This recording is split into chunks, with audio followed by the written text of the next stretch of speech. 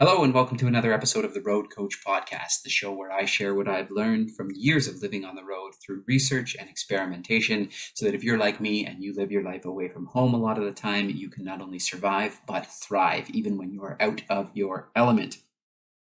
If you're new to the show and you're listening on your favorite podcasting app, please subscribe and share with your friends if you like what you hear. Also, please check out our YouTube channel, youtube.com/The Road Coach Podcast, where you can see me filming the episode and everything that I have up on the screen that I'm following along with, so that you can see the sources and check them out for yourself. I try to use research-based information anytime that I can or where it makes sense. And if you'd like to support the show, please visit us at patreon.com/The Road Coach Podcast, where you can make a donation to keep us moving along and making these shows for you. So today I wanted to talk about smoking. And there's a couple of reasons that I wanted to talk about it. Number one, when I am on the road, I see a lot of people that are like me, traveling away from home, and they smoke cigarettes when they're on the road, or they smoke cigarettes all the time. Oftentimes when they're away from home, it's an excuse to be able to get away with it, and then they don't smoke when they go back home to their families or their friends. Or more often than not, people who travel smoke because it's a nice break from everything stressful that's going on in their lives, when they're not in their own beds at home with their current, normal standard of living. And I'm guilty of this. I'm trying to quit smoking, and I thought, what better of a way to help in that process than to talk about the effects of smoking on our body, the dangers of smoking, how quickly it can cause damage, and then in a part two of this episode, which I'm going to do next week, or of this topic, I'm going to do next week.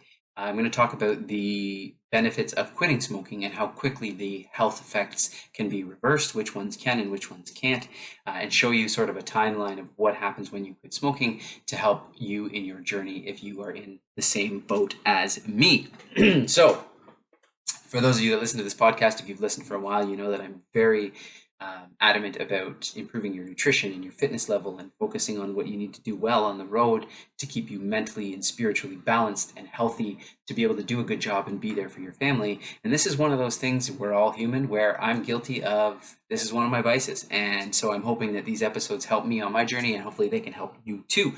The first resource that I brought up is from the Victoria Health website, which is Victoria, Australia, because it is a really good sort of synopsis of everything that happens in your body when you smoke cigarettes.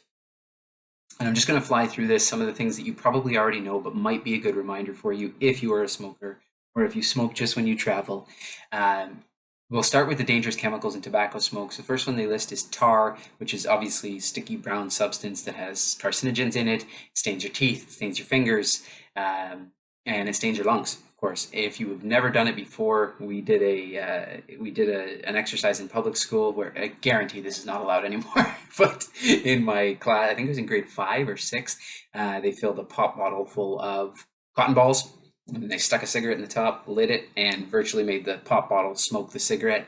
And you saw very quickly, within just half a cigarette or so, the cotton balls are completely stained brown and black. It's absolutely disgusting, and it's a good visual reminder. If you've never seen this, just look it up on YouTube or do it yourself, and you can see how quickly tar stains absolutely everything. Those of us who are smokers know it stains your fingers, it stains your teeth. It's very hard to keep your teeth white, and that's the tar that's doing that. Carbon monoxide, obviously a poisonous gas.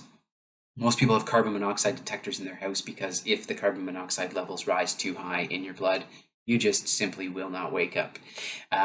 Oxidizing chemicals. We've talked about antioxidants in a lot of the food that we eat and why we want to consume foods that are high in antioxidants. But oxidizing chemicals are present in cigarettes, and we're counteracting that procedure every time we have a cigarette. There are metals in tobacco. Arsenic, beryllium, cadmium, chromium, cobalt, lead, and nickel that they put here. I'm very much concerned with the quality of my water, because where I live, there were high levels of lead in the water for years. And so I purify all my water that me and my family consume in our homes. For that being a lead, pun intended, reason for it is to get rid of the lead in the water. And then by smoking, of course, we're putting these metals back into our body. Especially when detox is a hot topic these days on the internet, we will never get rid of these metals in our bodies if we're continuing to add to the concentration every time we smoke cigarettes. And then, of course, there's radioactive compounds, and they're not only known to be carcinogenic, but they can cause all sorts of genetic mutations within our body. So now we'll move on from the chemicals to the effects. They affect the respiratory system by irritating the trachea, which is your windpipe that goes to your lungs, and your larynx, your voice box. Many people will know that if they smoke a lot, their voice gets very hoarse. Reduces your lung function, causes breathlessness, and that's due to the swelling and narrowing of the lung airways, and then excess mucus, of course, in the lung passages. Those who have a smoker's cough know exactly what I'm talking about. You're constantly coughing up phlegm, and you feel like you can't breathe the same way. And it also impairs the lung's ability to clear out toxins because of all this buildup of damage, of substances causing damage and irritation. And then, of course, we're at increased risk of infections, coughing, wheezing, getting colds longer and more intensely.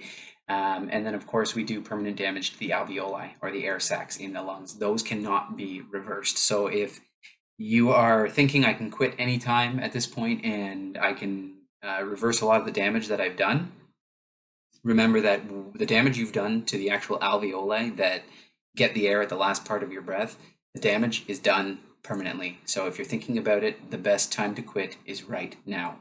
The circulatory system, it raises your blood pressure and your heart rate. It causes constriction of the blood vessels in the skin, resulting in a drop in skin temperature. If you're a smoker, you'll know you often have cold hands and feet, and that's because your blood vessels are being constricted and you cannot get the same blood flow to your extremities, which is why you feel like you are always cold in your toes and your fingers. You get less blood carried, less oxygen carried by your blood during exercise even. So, using exercise like cardio to counteract the downside of smoking doesn't work the way you think it does, because we don't get the full benefits of exercise if we are smoking at the same time or within the same time period, because our blood can simply carry less oxygen. We get what's called stickier blood, which is more prone to clotting. We damage the lining of our arteries, and we increase the risk of stroke and heart attack due to blockages of blood supply. So much of this might not be news to you, but a good review. The immune system, we have a greater susceptibility to infections such as pneumonia and the flu, more severe and longer lasting illnesses, and low levels of antioxidants such as vitamin C, and those that you get in a lot of colorful fruits and the vitamins that you take in the blood. So those of us who are smokers need even more antioxidants to counteract the effect of having lower ones and having oxidizing chemicals in our blood all the time. And that may be a good reminder to you that you can't counteract the bad effects of smoking just by consuming more antioxidants. You're doing yourself a disservice if you don't quit as soon as possible. On the musculoskeletal system, you have tightening of certain muscles and reduced bone density. So you'll have an easier time breaking bones, and especially as you age, that's something you really need to consider. Tobacco on the male body, lower sperm count, deformed sperm, genetic damage to sperm, impotence, and impotence is often because of the effects on blood flow. On the female body, reduced fertility, menstrual cycle irregularities, absence of menstruation altogether, menopause is reached earlier, increased risk of cervical cancer, and stroke and heart attack if they're over 35 and taking the pill, oral contraceptives. Other effects, you have irritation and inflammation on the stomach, the intestines, you have an increased risk of ulcers, reduced ability to smell and taste. Most people who quit smoking, all of a sudden over the first week, they think they can smell and everything tastes better. They can smell more than they used to. And that's because the effects of smoking are finally wearing off. Premature wrinkling of the skin, higher risk of blindness, believe it or not, and of course, gum disease. So those are just some of the baseline effects on the body of smoking in general. That I think are a good review to start. And then I wanted to talk about how our brains change when we have nicotine in our body. So this is from the Mayo Clinic, and it's just a simple question. Is it true that smoking changes your brain somehow, making it harder to stop smoking? And if so, how does that happen? And is there anything that can be done to change it back? And what the Mayo Clinic answers here is that when you smoke, your brain changes in response to the very high levels of nicotine delivered by cigarettes. Those brain changes can cause you to become addicted to nicotine, and that addiction can make stopping smoking very difficult. Now, most people know that nicotine is addictive, but they don't understand necessarily why. And so these are the reasons, okay? So nicotine that gets into your body through cigarettes activates structures that are normally present in your brain called receptors. So many people have heard of receptors in your brain. There are receptors specifically for nicotine. And so when you activate those receptors, your brain releases dopamine, and dopamine makes you feel good. It's a pleasure response. And so when you continue to smoke, your brain will actually produce more nicotine receptors because you're constantly filling up the ones that you have. So like we've talked about before, the more you exercise, the more energy you need. And so your cells will produce more mitochondria to then give you more energy from a baseline. Your brain does the exact same thing when you feed it chemicals that can bind to certain receptors in the brain. And nicotine-specific receptors will multiply drastically. So they say here that addicted smokers have billions more receptors than non-smokers. Okay. So not all smokers have a high level of receptors, and that's why some regular smokers can stop smoking without difficulty. But chances are, the more you smoke and the longer you smoke, the correlation will be that you have more receptors for nicotine. So when you don't smoke, there's more receptors that aren't getting nicotine that feel empty, and that's what makes it hard to stop, because you just want to fill those receptors and release dopamine. Now, dopamine is often considered the feel-good chemical. People talk about how it's dopamine and serotonin are the things that keep us keep our mental health high. There's a really good book, if you've not read it, I recommend it, by Daniel Kahneman, I think it is, the social psychologist, called The Molecule of More. I think it's a group of writers. I'm just going to actually look that up quickly. The Molecule of More. So that I'm not giving you false information. The Molecule of More. Oh, it's by Daniel Lieberman and Michael E. Long. So I was mistaken there. So Daniel Lieberman. This book is really, really good. If you have a chance to read it, get it from your local library. It talks about dopamine in general and how it works in our body and what it does to us. So the reason that I bring up dopamine is because most people consider it a feel-good chemical, but what it is actually our motivation chemical. It's a chemical that is released in response to pursuit of things that are good for us. So throughout evolution, dopamine would be released when we did things that were good for our future, i.e. hunted, ate, drank water, protected our family, things like that, things that would help us live longer and further our lineage. Dopamine was a response to that. So it helped motivate you to do more things that were good. But when you have synthetic chemicals, or what we call cheap dopamine, being released in our brain, such as that's what happens when we smoke cigarettes, it's basically telling our body that we're doing a good thing for our future synthetically. And we know that we're not intuitively to our rational selves, but our brain doesn't know the difference. And so what we're doing every time we put nicotine in our brain and releasing dopamine is reinforcing the fact that smoking is good for us, because the dopamine tells our brain that it is. We're in pursuit of something good. And the problem with that is that the brain wants to continually produce more and more dopamine, and it knows it can get that from cigarettes. So you reinforce the mental model that smoking is necessary because you've released so much dopamine by doing it in the past. So that's a really, really important thing to remember, that the nicotine receptors will not only increase in your brain and you will require more of it to release dopamine, but that your brain craves dopamine and is telling you that this is a good thing to do for your future. And you know it is not. So stopping sooner than later can be highly beneficial to get you back to equilibrium, and not doing anything that offers cheap, free dopamine hits.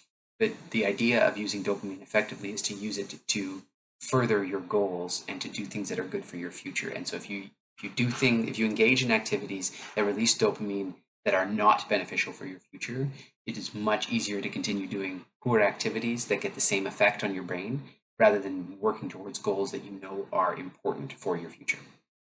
And I want to talk about the effects of smoking on your body. So this is just a nice little diagram about what happens. So smoking can raise your overall cancer risk almost anywhere, and we'll talk about that. Mental health problems, vision changes or loss, increased risk of heart attack, gum disease, stroke, psoriasis in the skin, type 2 diabetes, osteoporosis in females, infertility problems, delayed wound healing, which is really, really noticeable. If you injure yourself as a non-smoker versus injuring yourself as a smoker, the time it takes for wounds to heal, or recovery after surgery, or getting healthy after a sickness is severely delayed.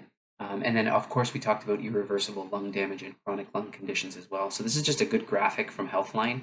If this helps you print it out, post it on the wall, and maybe you can look at this every time you want to have a cigarette and realize what it is doing for you. It goes through some of the individual systems in the body and how it affects them in this article from Healthline, which is very good, but I'm not going to spend time on it because I'd like to get more into the research.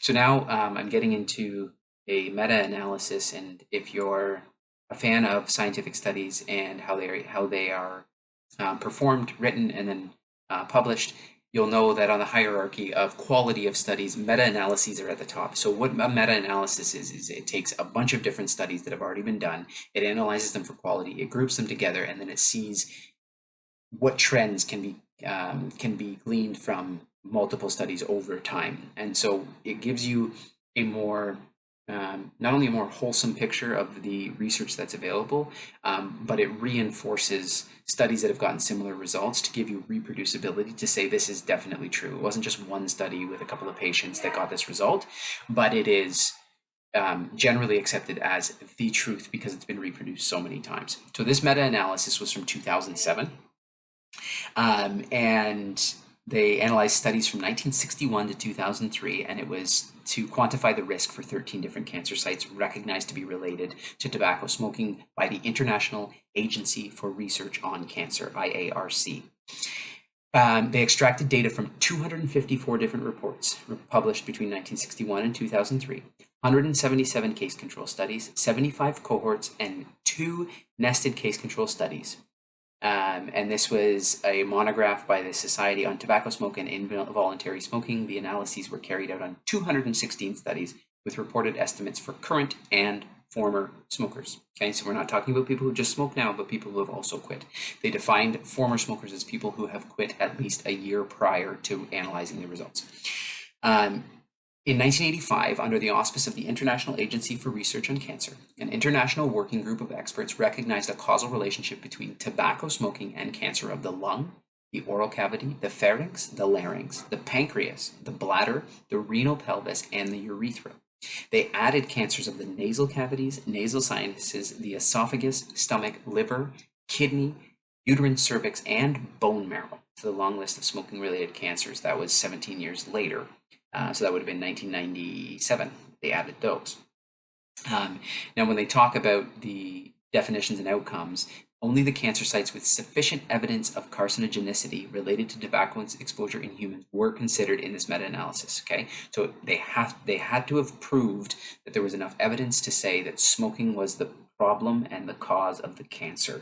And so those were cancers of the lung, oral cavity, again, pharynx, larynx, pancreas, bladder, renal pelvis, the ureter, nasal cavity, nasal sinuses, esophagus, stomach, liver, kidney, cervix, and bone marrow. So all of those sites are related to and can have cancer that is caused specifically by smoking, if that wasn't a reason enough to quit.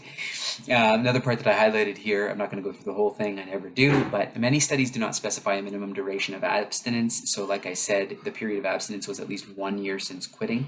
And for many studies, only estimates for dose categories of cigarettes per day, pack years, and duration were available. And for those studies, they could not obtain an estimate for current smokers. However, they talk about the fact that they excluded colorectal cancer in this out of that long list of cancers, as if you needed another reason. But a quite recent meta-analysis on all risk factors for colorectal cancer in China, based on 5 published studies, reported a significant risk for cigarette smoking in China. Thus, in the sensitivity analysis, they decided to evaluate the estimates for colorectal cancer as well. Moving down to the actual meta-analysis charts and the increased risk of cancer for each of these different areas. If you've never looked at these relative risk profiles before, what you're looking at here is the actual study and when it was made. The square that it's showing you in these graphs, the size of the square indicates the size of the population or the number of patients studied. So the bigger the square, the bigger the study in terms of size of patients. And then the dotted line here, number 1, shows you that that would be the baseline risk of cancer for a non-smoker. So this is a study that had a certain number of patients that had an increased risk of almost 4 times as much cancer in the upper digestive tract for smokers versus non-smokers. So they put all these together into the results that each study got, and then they give you a pooled result. So the upper digestive tract risk of cancer is 3.5 times more in a smoker than in a non-smoker. And then then they've listed all the different types here. So oral cavity is 3.43, nasal sinuses and nasopharynx at 1.95. The longer the diamond you see here in the pooled results means there was a wider spread of increased risk across the individual studies. The smaller the diamond, the less wide it is, means that the data was very closely pooled together or more closely correlated. Okay, the pharynx had a 6.76 increased risk times risk of cancer. The esophagus were at 2.5. Stomach 1.65 times risk. Liver 1.56. Pancreas 1.70. And they go through each one of these. So there's significant increased risk to all of these areas versus a non-smoker. Okay, I'm not going to go through each of them. And I highlighted a couple more things that I think are important. Overall, the risk of lung cancer increases by 7% for each additional smoked cigarette per day. So every additional cigarette you smoke, you increase your risk of cancer by 7%, which is pretty insane when you think about it. Not only that we have the data to be able to conclusively say that, but if you think about every time you have a cigarette, you're increasing your risk of any of these types of cancer by 7%. That could alone be enough motivation for you to try to quit. And this increased risk appears to be slightly higher in women than in men. Another interesting fact. In this table, they just took all the pooled data, so you can see the highest risks, increased risk of cancer for smokers is in the pharynx. You have a 6.76 times increased risk, the larynx 6.98, and of course the lung almost a 9 times increase with a smoker versus a non-smoker. Moving down here to table 2, they went through individual studies and talked about gender, whether or not they used alcohol in conjunction, different races, and they go through all those. Again, they're all the data is bad, so I'm not going to go through individuals, but there are increased risks based on gender, based on alcohol being a part of the situation versus not. There's different risk factors associated. For example, African Americans have a higher risk of cancer from smoking than Caucasians, and Caucasians have a higher risk than Asians. So there's a bunch of different data there if you want to take a look. Interesting, in table 3 here, they talked about men versus women and their consumption, and then what the increased risk of all types of cancer, of lung cancer, not all types, lung cancer. So men who smoke, and it also shows the number of studies. The men was 33 studies, the women was 25. All had a 95% confidence interval, meaning it was good data, and they're sure that this is accurate. Men who smoke 1 to 9 cigarettes a day have a 1.39 times increased risk of getting lung cancer, and women are 1.49 times. If you smoke 10 to 19 cigarettes a day, which is kind of where I fall, men have a 2.67 times increased risk of getting lung cancer than someone who doesn't smoke, and women 3.3.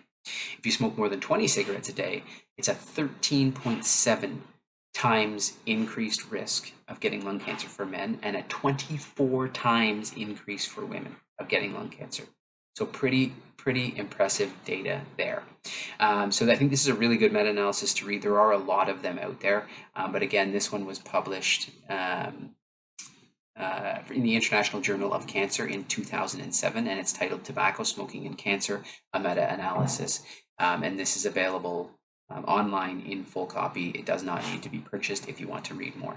So that's it for today for part 1 of smoking and what it does to our body. I hope this was some motivation for you, if you smoke or you know someone to smoke, to help them understand the real risks for it, and hopefully it can help you on your journey to quit, knowing all the risks associated with it as well. As always, please check us out on YouTube at youtube.com/@theroadcoachpodcast. If you want to support our show, visit patreon.com/theroadcoachpodcast. If you like what you hear, please share it with your friends. Growing the show is how it helps us continue to make episodes.